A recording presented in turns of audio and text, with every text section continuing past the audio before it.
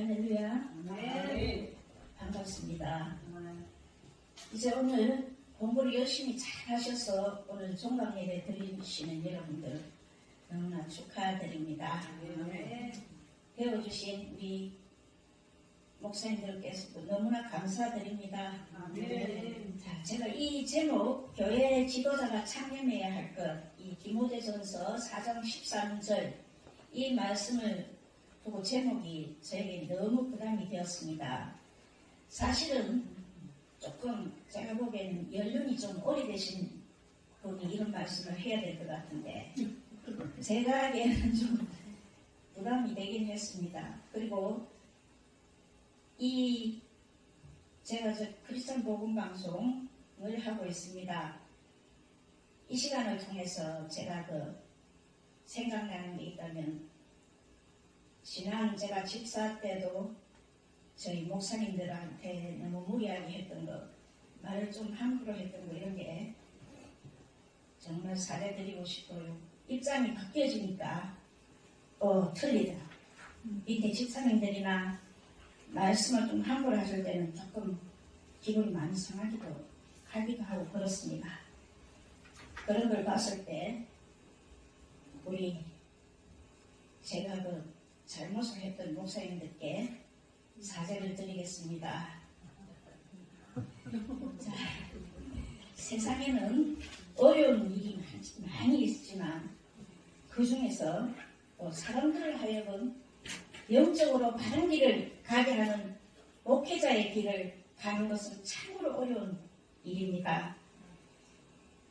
영광과 보람도 있지만 사단의 세력이 공중권세 잡고 있는 이 세상에서 사람들을 하나님께 인도하고 영적으로 양육하는 데는 어려움이 뒤따릅니다. 그래서 바울은 후배 목회자 디모데에게 여러 가지 교훈과 권면과 용기를 주기 위해 편지를 썼던 것입니다.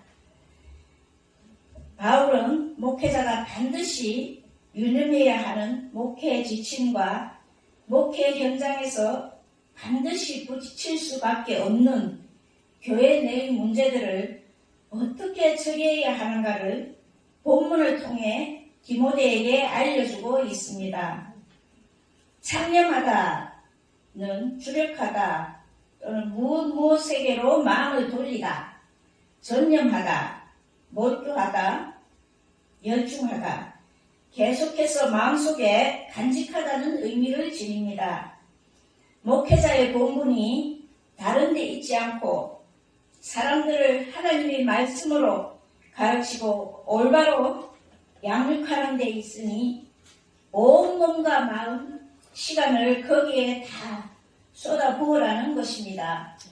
고린도전서 4장 1절에서 2절 사랑이 마땅히 우리를 그리스도의 일꾼이요 하나님의 비밀을 맡은 자로 여길지어다. 그리고 맡은 자들에게 구할 것은 충성이니라. 그러면 목회자가 특별히 창념해야 할 것이 무엇인지 본문을 통해 알아보겠습니다. 첫째, 읽는 것에 창념해야 합니다. 읽는 것은 성경을 개인적으로 탐독하고 예배 시 성경을 낭독할 뿐 아니라 보다 더 잘 이해하기 위해 반복적으로 연구하는 것까지를 의미하며 또한 개인적으로 분석하며 거듭 연구하는 것도 의미하고 있습니다. 목회자가 교회에서 전념하고 못두어야 할 첫째 의무는 교인들에게 바른 말씀을 선포해 주기 위해 스스로 말씀을 반복하여 읽고 열심히 연구하는 것입니다. 목회자가 말씀 위에 바로 서지 아니하면 교회와 성도들 역시 바로 설 수 없기에 목회자가 먼저 말씀을 읽고 깨닫는 일이 매우 중요한 것입니다. 이렇게 할 때 교회와 성도들과 목회자 자신이 말씀의 은혜와 능력을 받아 성령 충만한 삶을 살게 되며 그리스도의 몸된 교회가 바르게 성장할 수 있게 되는 것입니다. 두 번째, 가르치는 것에 창념해야 합니다. 말씀을 읽고 그 의미를 깨달은 목회자는 그 말씀을 가르치는 일에 열심을 내야 합니다. 성경의 진리를 바로 해석하여 그 가르침의 성도들이 바로 행동하고 바로 살아가도록 교훈하는 것입니다. 가르치는 것은 오직 가르치는 일에 붙들리고 소유한 상태를 의미합니다.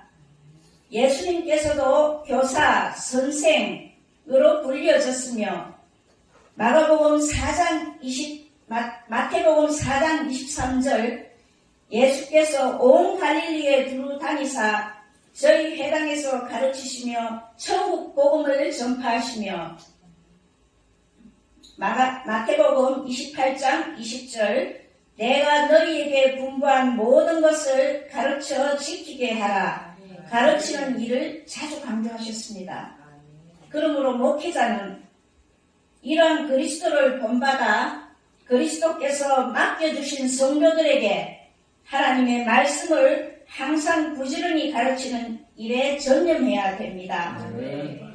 단순히 성경 말씀을 읽고 듣는 것으로 끝나서는 아무런 의미가 없습니다.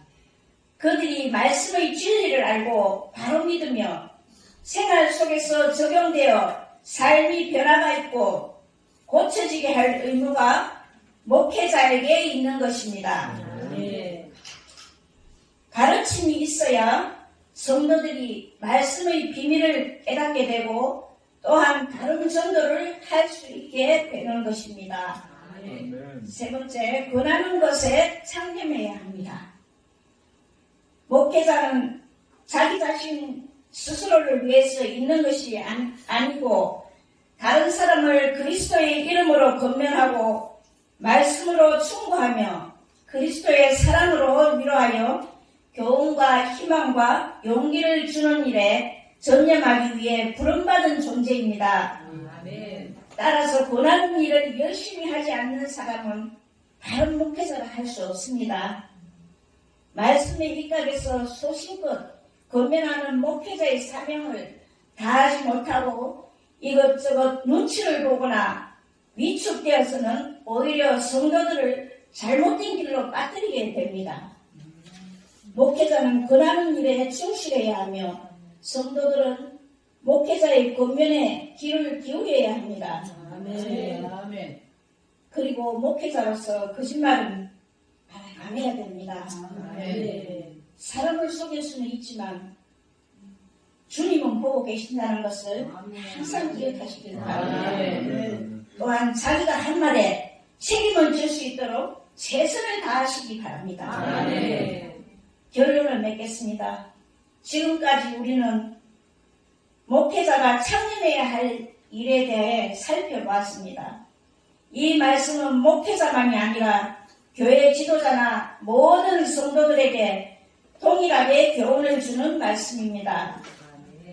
말씀을 읽고 서로 가르치고 권면하는 것은 신앙 공동체 안에서 함께 성장해야 할 성도들 서로가 해야 할 일입니다. 목회자를 비롯한 교회 지도자들과 성도 모두가 바울의 이 교훈을 한 마음으로 받아 서로 실천하여 교회가 강건하게 성장하며 그리스도의 나라가 크게 확장되기를 주님의 이름으로 축원드립니다. 잠시 기도하겠습니다. 할렐루야, 감사합니다. 오늘도 귀한 말씀으로 아버지 부족한 종을 통하여 아버지 하게 하심을 감사드립니다. 그 마음속에 정말 바뀌는 시간 되게 하옵시고 정말 우리 앞으로 목회자로서 정말 교회의 지도자로서 주의 일을 잘 감당할 수 있도록 본이 되는 아버지 목회자 되게 하옵시고 신실한 주의 종들이 될 수 있도록 주님 꼭 붙들어 주시기를 간절히 원하며 예수님 이름으로 기도드리옵나이다.